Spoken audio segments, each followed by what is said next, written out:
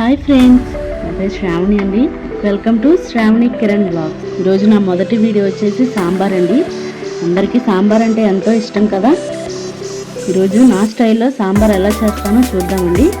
ముందుగా కుక్కర్లో 1.5 గ్లాసులు కందిపప్పు వేసుకొని బాగా కడుక్కొని అందులో ఒక గ్లాసు వాటర్ పోసుకొని కొంచెం పసుపు అలాగే 1 స్పూన్ నూనె వేసి కుక్కర్ మూత పెట్టి 3 విజిల్స్ వచ్చేదాకా ఉంచుదామండి. సాంబార్ అంటే ఇష్టం లేని వాళ్ళు ఎవరు ఉంటారు కదండి. అందరికీ చాలా చాలా ఇష్టం అండి సాంబారు. అలాగే ఎవరైతే మొదటిగా నా వీడియో చూస్తున్నారో ప్లీజ్ లైక్ చేయండి, కామెంట్ చేయండి, షేర్ చేయండి, సబ్స్క్రైబ్ చేసుకోండి, నన్ను సపోర్ట్ చేయండి ఫ్రెండ్స్. ఒక గిన్నెలో కొంచెం నిమ్మకాయ సైజ్ అంత చింతపండు తీసుకొని అందులో కొంచెం వాటర్ పోసి శుభ్రంగా కడుక్కొని నీళ్లు పారబోసి మళ్ళీ కొంచెం వాటర్ పోసుకొని నానబెట్టుకుందామండి. అలాగే కుక్కర్ 3 విజిల్స్ వచ్చినాయండి. ఇప్పుడు మూత తీసుకొని అందులో కొంచెం ఉప్పు వేసుకొని రుబ్బుకొని పక్కన పెట్టుకుందాం. అలాగే వేరే గిన్నె తీసుకొని అందులో 3 స్పూన్లు ఆయిల్ వేసుకొని పోపు గింజలు వేసుకుందామండి. అది కొంచెం వేగిన తర్వాత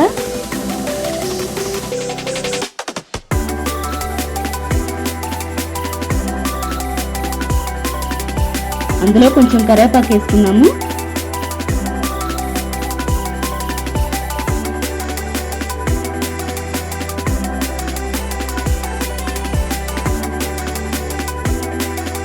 అలాగే కొంచెం ఇంగు కూడా వేసుకున్నామండి.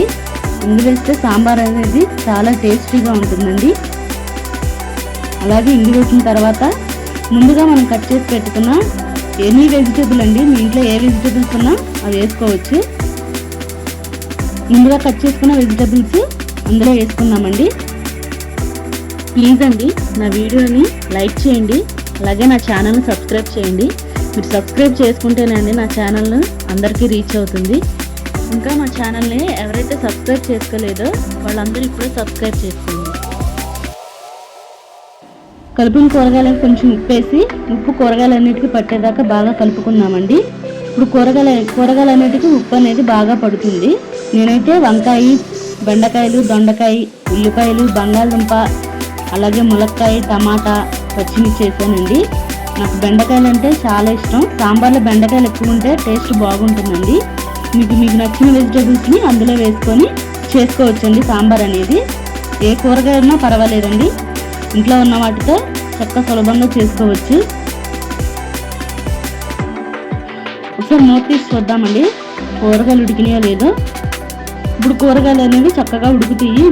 ఉప్పు కూడా పట్టిద్దండి కూరగాయలకి. కూరగాయలు ఉడికినాయండి. ఇప్పుడు అందులో కొంచెం పసుపు,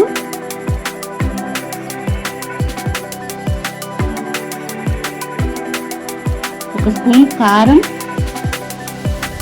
వేసి బాగా కలుపుదామండి. ఉప్పు, కారం, పసుపు అనేది కూరగాయలకి బాగా పట్టాలండి. ఇప్పుడు కూరగాయలు అన్నిటికీ పట్టిద్ది కాబట్టి సాంబార్ అనేది టేస్ట్ బాగుంటుంది. ఒకసారి కలుపుదామండి. ఉప్పు, కారం వేసాం కదా, ఇప్పుడు కలుపుదాము. ఇప్పుడు ముందుగా నానబెట్టుకున్న చింతపండు గుజ్జు తీసుకొని ఇప్పుడు కూరగాయలన్నిటిలో పోద్దామండి.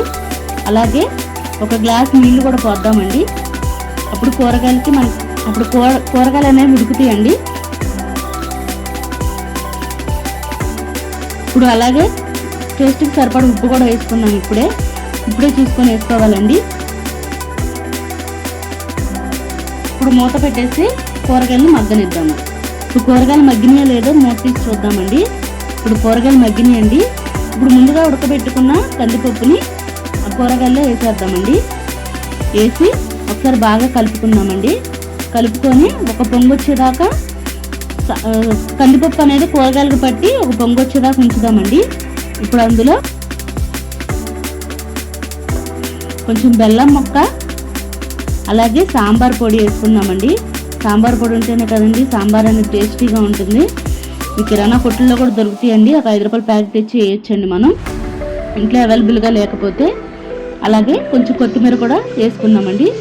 వేసుకొని సాంబార్ ఒక 5-10 నిమిషాలు మరగనిద్దామండి. ఇప్పుడు ఆ సాంబార్ పొడి అనేది బాగా పడుతుంది కూరగాయలకి. అనే బెల్లం కూడా వేసాం కదండి మనం, అది కూడా కలుగుతుంది అనమాట. దాన్ని ఒక 10 నిమిషాలు మగ్గిన తర్వాత సాంబారు రెడీ.